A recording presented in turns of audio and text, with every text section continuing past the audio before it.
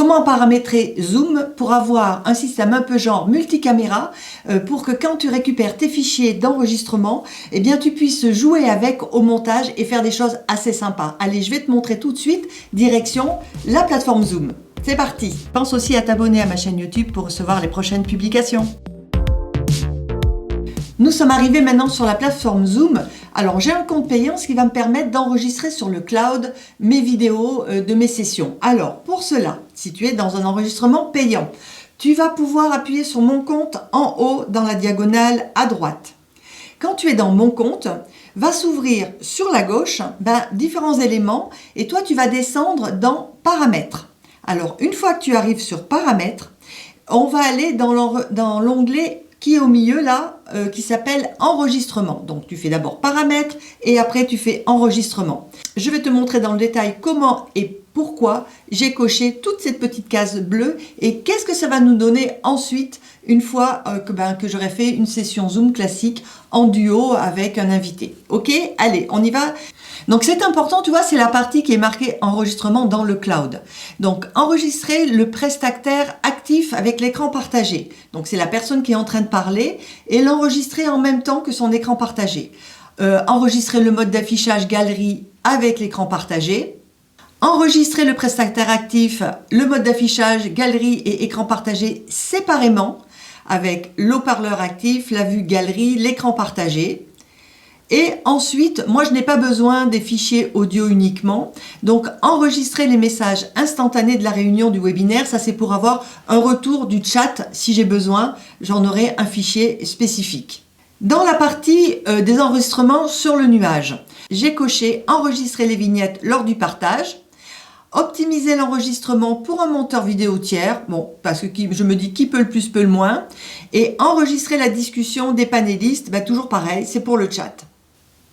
Alors ce qui est intéressant aussi, c'est d'autoriser le partage des enregistrements dans le cloud, comme ça quand tu récupéreras tes fichiers, si tes invités, tu veux leur donner le replay, tu disposeras d'un lien qui leur permettra d'accéder directement au replay.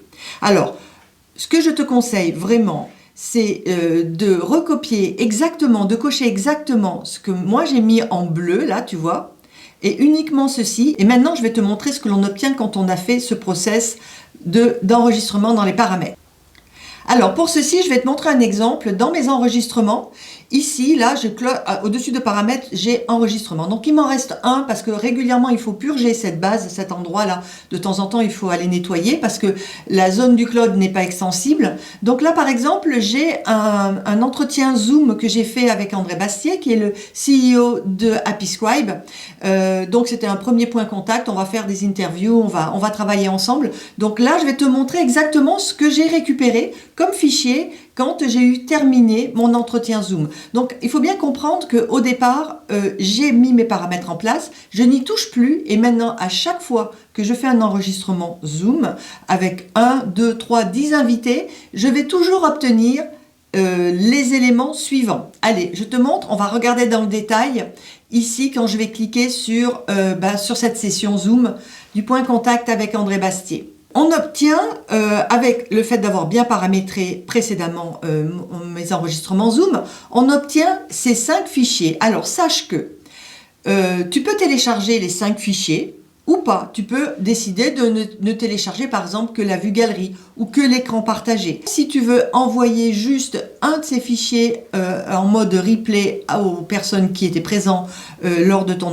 enregistrement, eh bien tu as le lien ici qui est cliquable qui te permet d'enregistrer, de leur envoyer juste cette partie-là. Si tu veux leur envoyer tout, tu fais copier le lien partageable ici. Donc, ces 5, on va regarder dans le détail, ces 5 vidéos qui ont été enregistrées par le Zoom. Comme je t'ai dit au départ, c'est comme un multicaméra.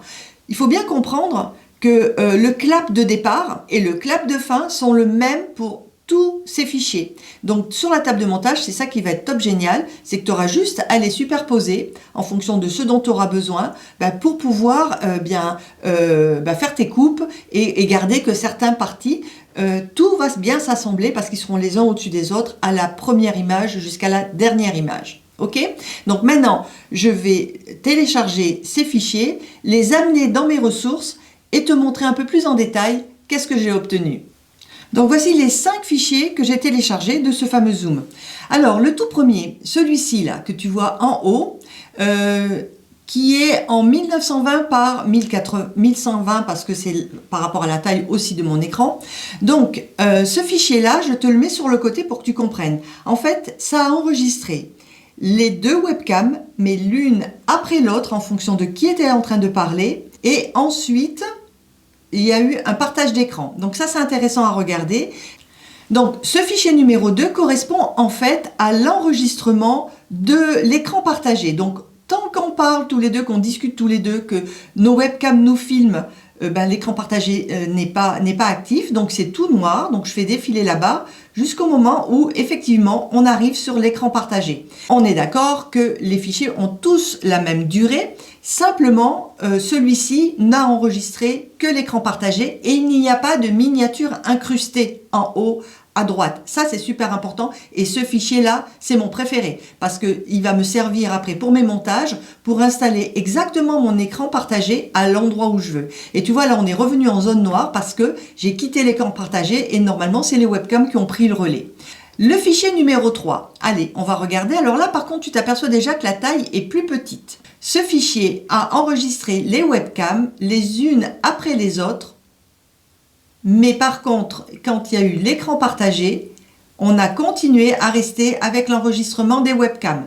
Alors, ce fichier numéro 4, eh bien écoute, comme j'étais en mode galerie, j'ai enregistré donc aussi la vidéo où on est tous les deux en duo. Voilà, et là c'est important parce que ça correspond à la partie de l'écran partagé avec en miniature, bien sûr, la personne qui était en train de parler.